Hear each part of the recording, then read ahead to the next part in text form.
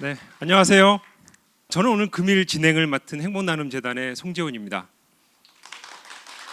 저희 12회차 SIT 주제는 뒤에서 보시는 것처럼 중도 입국 청소년의 성장과 자립으로 이루어가는 건강한 다문화 사회가 저희 주제입니다. 대한민국 사회는 이미 다문화 사회로 접어들고 있고요. 어떻게 그러면 다문화 사회에 함께 같이 잘 살아갈 수 있을 거냐에 대한 부분을 고민을 저희가 좀 해야 될 것 같습니다. 그 중에서도 특히 중도 입국 청소년, 왜 그러냐면 사각지대에 있기 때문에 어떤 솔루션을 제공을 해서 저희가 함께 어우러질 수 있을까에 대한 부분을 좀 심층적으로 논의를 좀 하려고 합니다. 네, 그러면 뭐 제가 이제 더 말씀을 드리는 것보다 저희가 그 중도 입국 청소년에 대해서 준비한 영상 보시겠습니다. 저는 네팔에서 온 19살 러브선 구룽이라고 하고요. 저희 부모님이 아침에 일찍 출근하셔가지고 제가 동생을 어린이집에 먼저 보내고 공부를 시작합니다. 저는 중도 입국 청소년이에요. 제 이름은 에르메입니다. 찐메량입니다. 알렉산더입니다.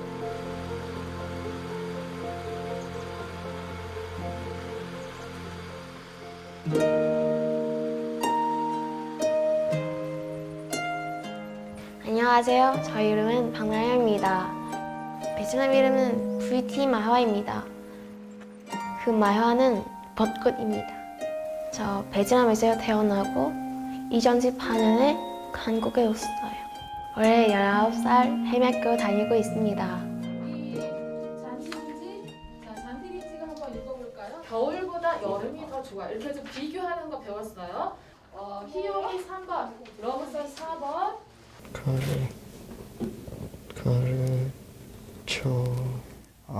하나도 알아듣는 게 없어서 그게 참 힘들었죠. 수학을 제가 어렸을 때부터 좋아하는 편이었어요. 그런데 한국 와서 이제 내가 학교에서 수학 시간 때 모르는 문제를 선생님한테 물어볼 수 없는 게 왜냐면 이제 소통이 안 되니까 그게 참 힘들었던 것 같아요. 네.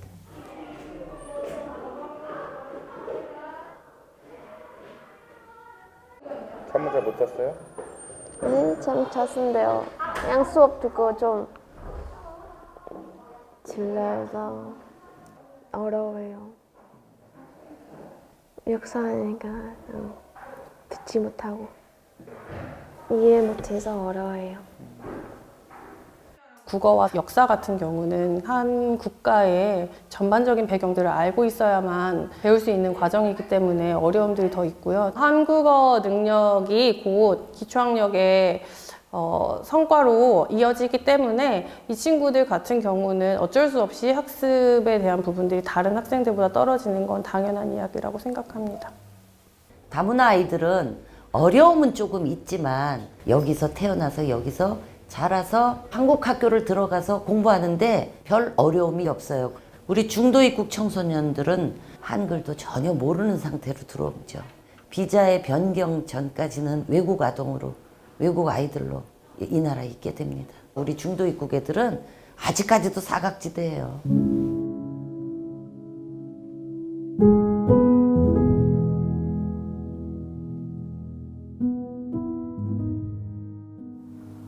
학창 시절은 아마 다 센터에서 보는 것 같아요.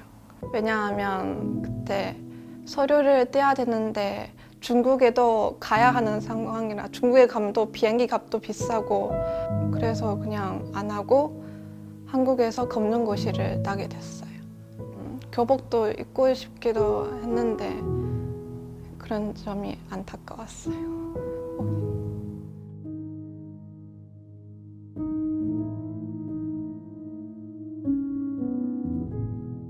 아무도 저한테 이런 외국인들만의 센터가 있는 걸 알려주지 못하고 그래서 좀 아쉬웠습니다. 올해 19살인데 중학교 다시 공부하는 데서 마음이 너무 아파요. 원래 고등학교 다녀야 되는데 공부 못하는 것 같아요.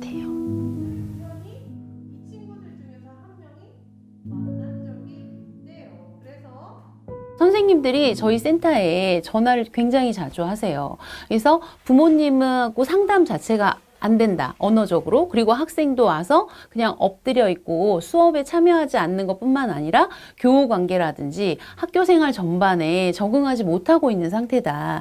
공교육에 진입을 한다고 하더라도 학교 내에서 한국어 과정이나 다른 부분들이 배려가 되지 않는다면 이 친구들은 학교 안에서 뭐 유령 취급될 수도 있는 상황이죠. 고2 때 자퇴를 했습니다. 이제 적응도 안 되고 이제 수업에 집중도 안 되고 How many times I try to search but cannot find. It's like my work's considered dirt. They must be burned.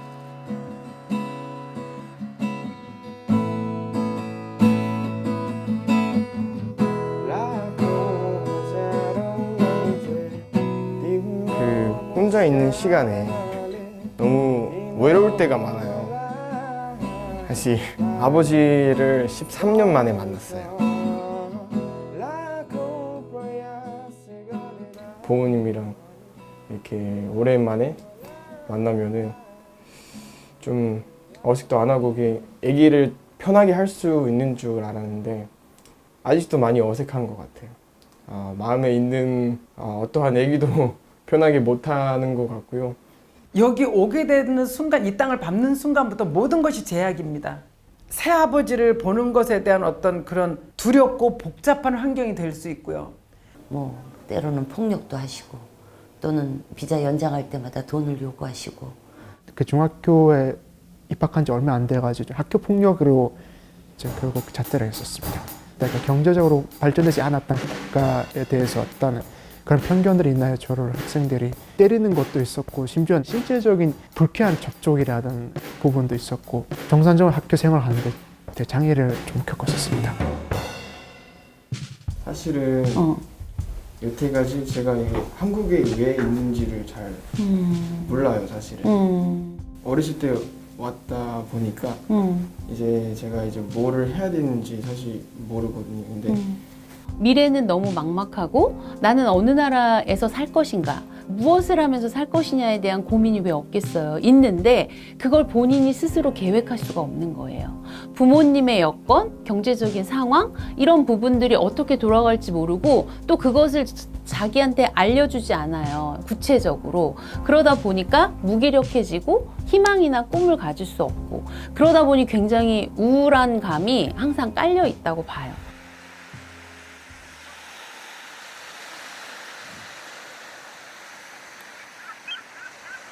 나는 우즈베키스탄에 살 때 꿈은 경찰 되었었어.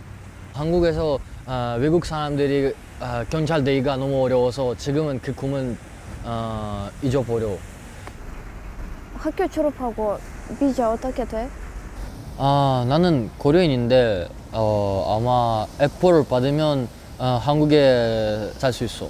그럼 한국에서 법이 계속 바뀌면 나는 큰 문제가 생길 수 있어. 너는? 나 지금 그 문제가 생겼다. 학교 졸업하고 후에 비자 연장 어떻게 해야 되는지 생각 중이야. 맞네. 너 코리아인 아닌데잖아. 응, 너 코리아인 아니라서. 비자가 지금 6개월 남아 있어요. 검정고시를 지금 하고 있고요. 그래서 이제 검정고시를 합격을 못하면은 고향에 갈 수도 있는 상황도 올 수도 있고.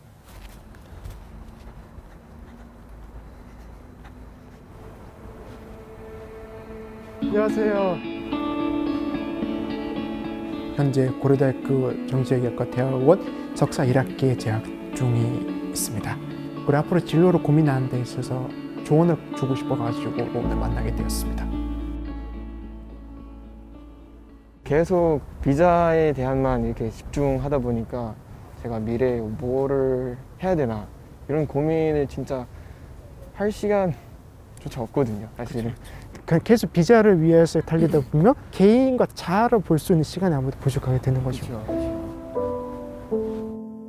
계속 한국에 머물 수 있는 F4 비자로 따려고 세탁 경영사 자격증을 따게 됐습니다.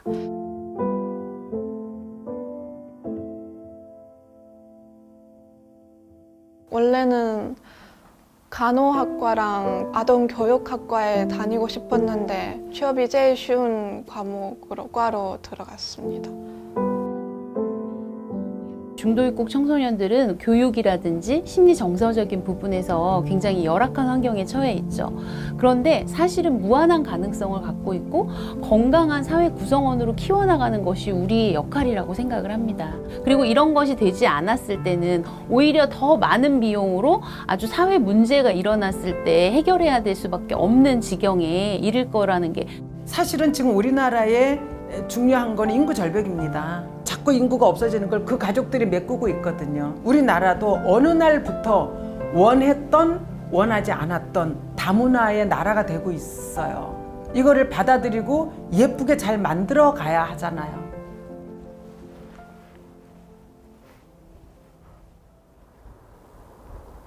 어떤 생각을 했어요?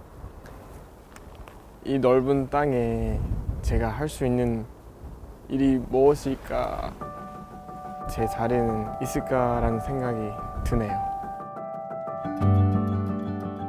중도입국 청소년들은 묻혀진 보배지요. 이미 이중 언어가 자리 잡고 있고, 보배라고 하는 거는 개발이 되면 보배가 되는 거고 개발이 안 되면 묻히는 거죠.